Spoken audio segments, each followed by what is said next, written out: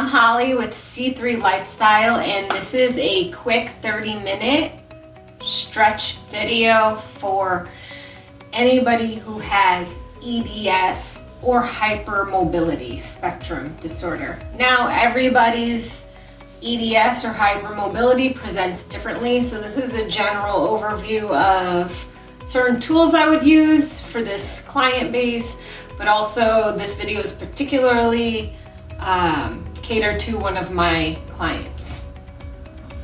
First, it is so important to get our bodies out of the fight or flight stress response. So what I would do is I like to use a acupressure mat to help relieve pain and bring my mind and body back integrated into one. So you can use the acupressure mat, or how I start a lot of my sessions, I would have you just lay flat on your back and breathe for about 3 minutes, 5 minutes, whatever you need to do a nice body scan. So we'll start with the acupressure mat.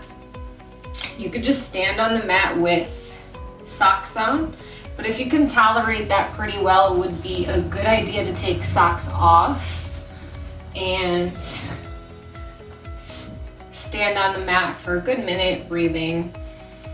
Nice deep breaths through the nose and out through the mouth. So this is where we want to start integrating our breath, paying attention to where we might be breathing into, whether it's chest and shoulders, or into the belly, or expanding through the rib cage. So the goal is that when we go to breathe, that we stay nice and tall, so our deep core is activated, and then we breathe around that. You might feel restricted in the rib cage or restricted on the inhale. Just take your time as you inhale.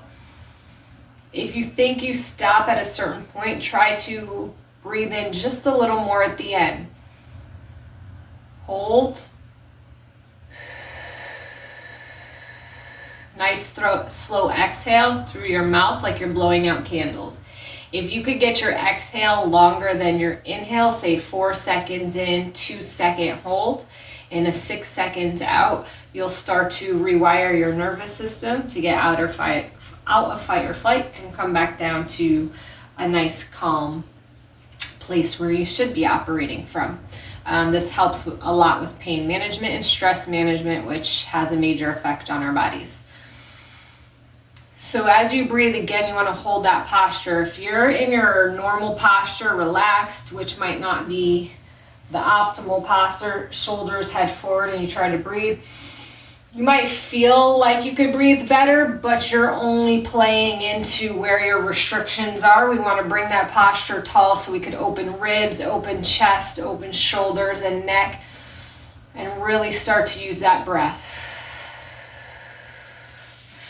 So again, after that, I would stick with the acupressure mat for a couple more minutes through this warm-up. Now, especially with back pain, I like to lay on my back. I would expose my skin so I could really feel the acupressure, but if that's too much, again, you just kind of want to, if you need to keep the shirt down, that's okay.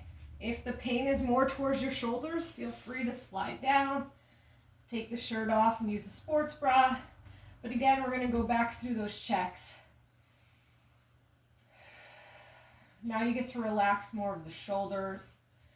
Make sure the tailbone is nice and relaxed. You just want to scan the body as you breathe. With every exhale, paying attention to letting go of tension, usually held in the neck and shoulders, pelvic floor, so making sure you're not turning your pubic bone in towards you. Just really relax that. Try to drop your tailbone towards the floor.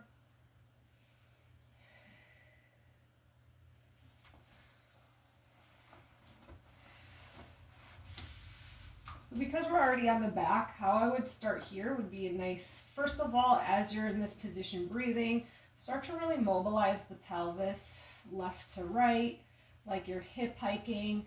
You want to make sure you're not arched too much doing that, keeping nice neutral rib cage to pelvis. deep core integration. So you're lightly drawing up on the pelvic floor. You might feel the low back stretching, and also trying to make sure that the knees aren't dropping as you do this. We're really isolating the pelvis, so that means steady through the feet, relaxed through the upper body and neck. And then we can go pelvic tilt where we arch, gently round in. So a lot of people already have this turned in posture with the pelvis. So you don't want to overly press down there. You're just really rocking the pelvis.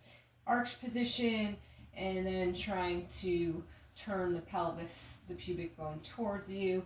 Nice and gentle. You want to get to a point where your core is doing all this control and you're not using your shoulders or chest or upper back or really your feet too much to be doing that work. So we really want the core to be able to mobilize here. Relax the neck will move in conjunction with the pelvis. This is how important that the pelvis is connected to the neck and upper body as well. So from there we could go into a lying hamstring curl, dynamic hamstring curls. Pointing the toe, flexing the foot, so toes towards you as you come up.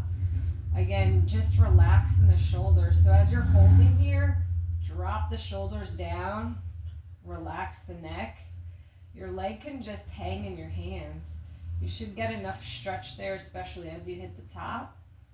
Inhale down. Trying to keep that other leg relaxed too, toes pointing towards the ceiling, so making sure the foot's not falling out.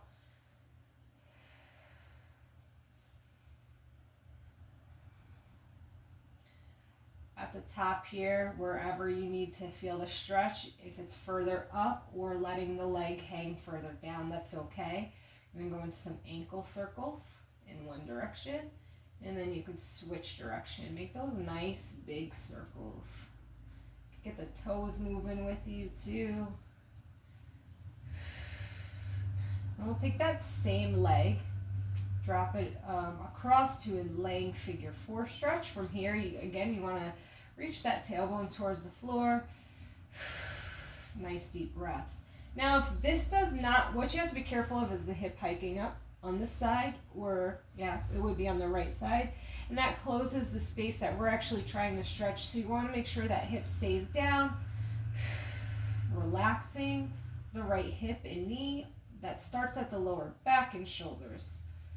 If you don't feel a stretch here, do not do this stretch. What you can try is dropping the feet down, arms out to the side, slowly coming across, trying to not let the whole pelvis roll up, but keep the pelvis towards the floor. It's not going to touch the floor.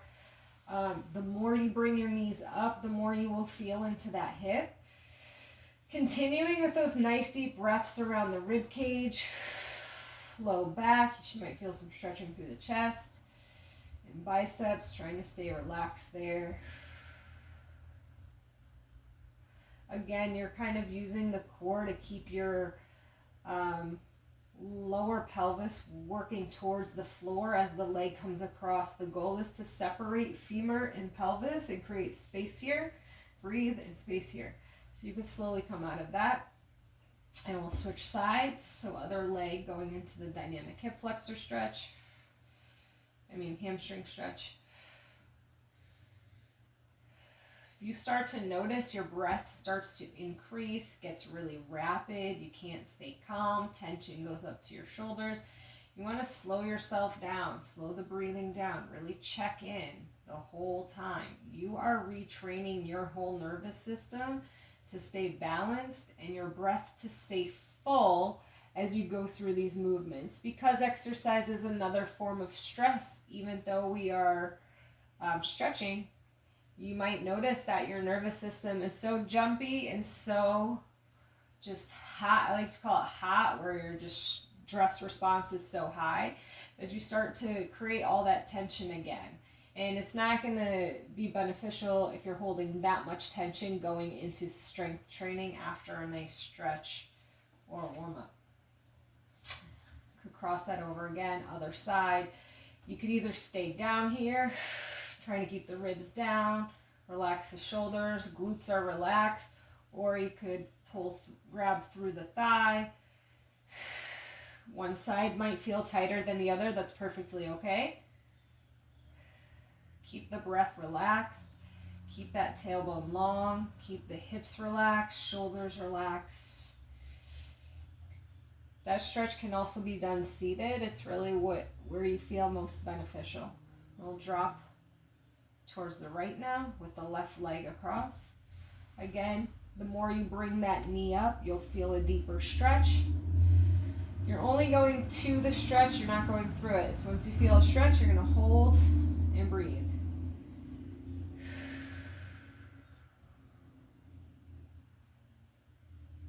Okay, so again, while we're here, what you could do is start to mobilize the shoulders. So you can work on all the movements of the shoulder blades. If you have that rounded shoulder posture, reaching up is going to be pretty easy because you're used to that. So don't overreach. You're just going to gently reach up, not involving these upper traps, so shoulders stay down, and then drawing the shoulder blades towards each other. Stay in contact with that breath.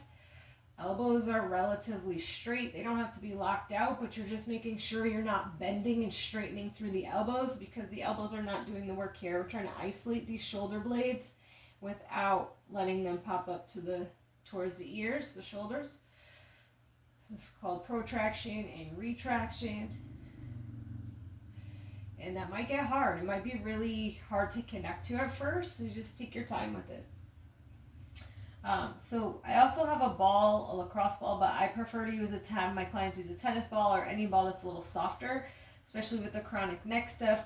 What you'd want to do is you put the ball right in the trap. Now you could work the whole length of the shoulder blade, but today we're just going to hit this top area that tends to get tight.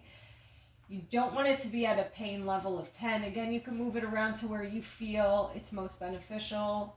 Slight tenderness, not too much. Too much pain, can't breathe.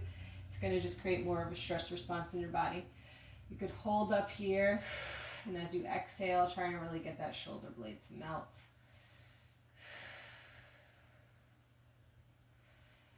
You're just making sure that you can move through shoulders range of motion, rotate in and out.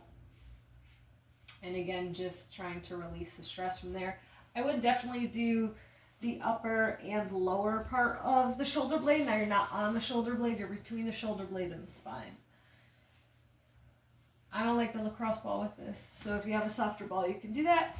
And we'd go to the other side again, right in the top. You're gonna feel, again, one side might be more tender than the other. Nice deep breaths.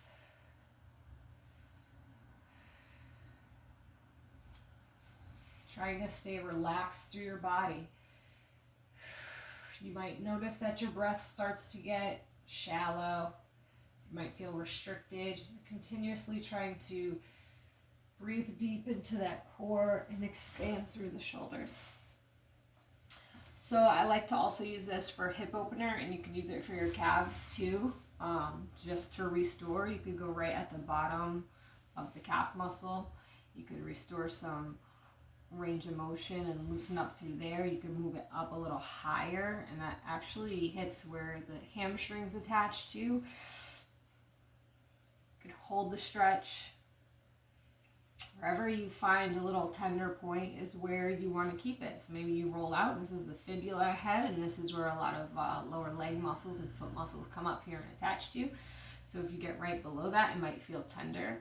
You could hold it. Again, I like to work pointing and flexing the foot and just kind of moving the ankle through its range of motion as it's on these spots. Because a lot of times those movements get really restricted and underutilized. So we want to free the range of motion of each joint up, which is specifically important for everybody, but also hypermobile people and highly stressed people. For those with hypermobility, if a stretch you don't feel it, you don't need to keep going. Learning what the joint's range of motion, normal range of motion is, and then being able to assess from there is highly important, because not everything needs to be stretched. And we're going to have certain areas that are hypermobile and certain areas that are tight. And each person distinguishing that is very important. I'm going to go down to using the ball again to roll out the bottom of the feet.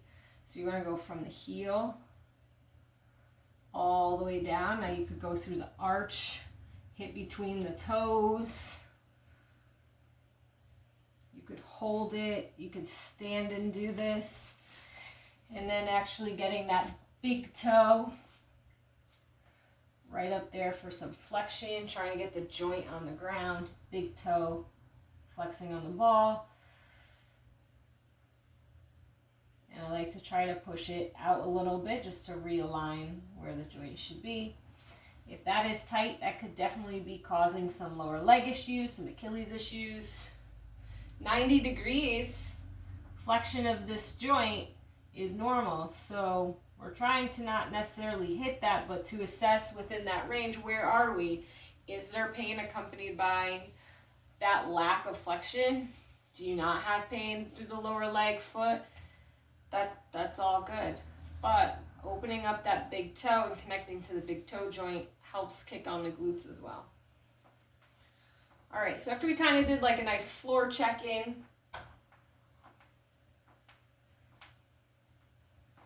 we're gonna go more towards, we're gonna go shoulder, a shoulder opener, and then we'll go to mobilizing the hips and starting to activate certain muscles as well. So I like to use a broomstick. If you have one, these usually screw right off and come apart.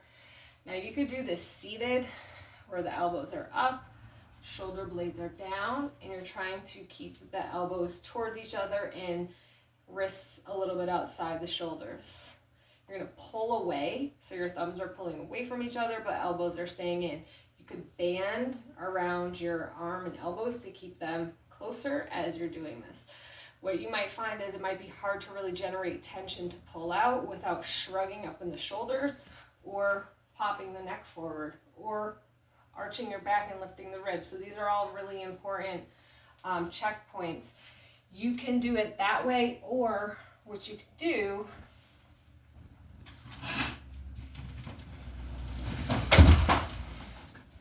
is use a table, a bench, a chair, or a countertop to rest the elbows on, drop the torso, try to pull that apart. That position is much harder than seated to activate. And again, you're going for like 10 seconds if you can. You're also gonna push towards each other so the elbows will stay stable, and then you're pushing the pinkies towards each other. This is internal rotation of the shoulder. So here, versus here. See how I always go to compensate too, and I always gotta check myself. So you wanna hold each of those. I'd go through it 3 times, 10 seconds pushing, 10 seconds pulling. Not at 100%. You're just trying to generate even tension and hold. So the other shoulder movement that I notice gets really underutilized is extension. So you could grip palms down. Again, ribs staying down. Tucking the chin, drop the chin, tall through the top of the head, so deep core is activated. And you're gonna reach the knuckles down towards the floor so shoulder blades drop, and then lifting the arms or the knuckles towards the ceiling. But you're continuously reaching away and breathing. Now this breath might go more through the chest. You might feel some stretching down the biceps, through the shoulders. The important part is that you don't just keep lifting and let the shoulder blades roll. You're keeping those nice and stable down as you lift up. Only going to that point of tension and breathing. If you need more space, you just bring them further away. Okay, so you gotta figure out if it's further away, you could keep them down and lift, or closer together. But you're trying to work towards where they're closer. You could also do an underhand grip. Same thing. Let's get the feet like good hip width apart. Reach down through the shoulders and lift.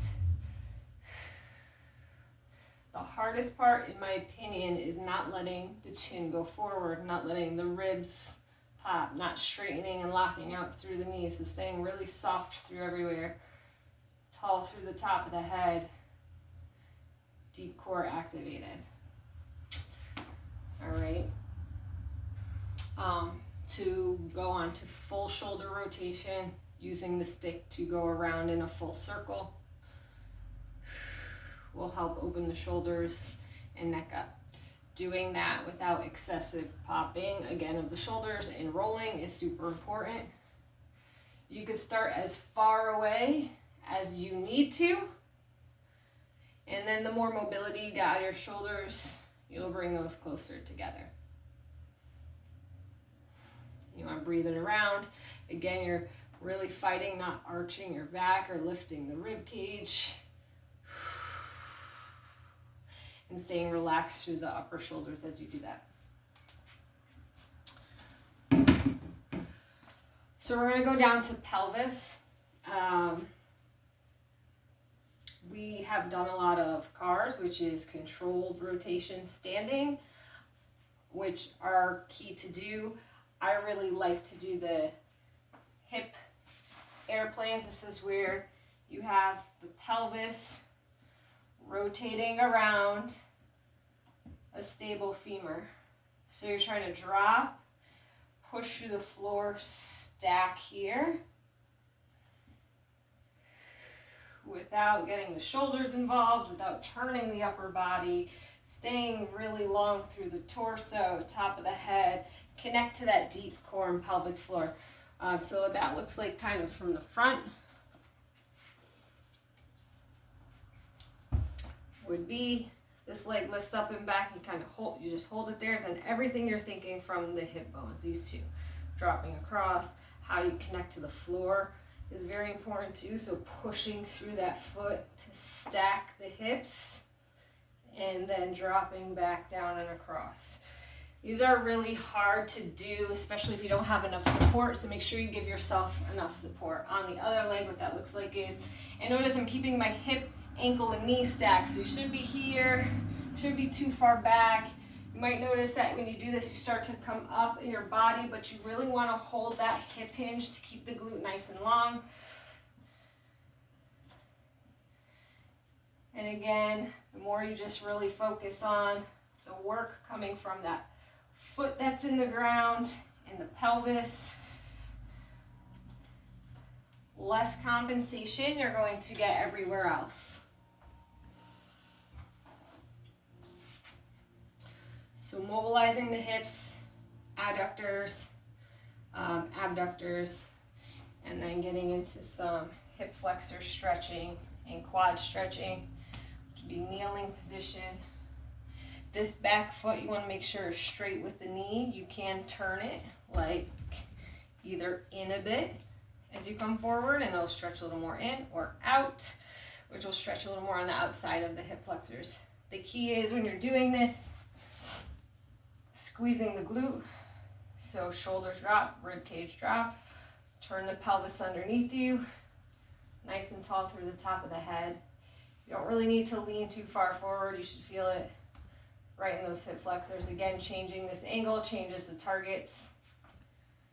And then if you go for a grab through the back, same thing, you want to rotate the pelvis nice and tall through the top of the head. It's going to get more into the quad. You could also put this foot on a stool or a couch or a chair and hold it there to control the angle. And then we do both sides. Again, you want to hold for a good 5 deep breaths in each position. You could reach the arm up for more of a stretch, but it's super important on the leg that's down. You get the glutes engaged, and you're also putting weight on both legs, so you're not just all the way back on this knee, and you'd notice because you'd be really way back here. And you're not all the way forward here either, because then you might not be able to squeeze the glute. Again, tension will present itself in different areas on you. The super tight parts you want to pay attention to, possibly spend a little more time on.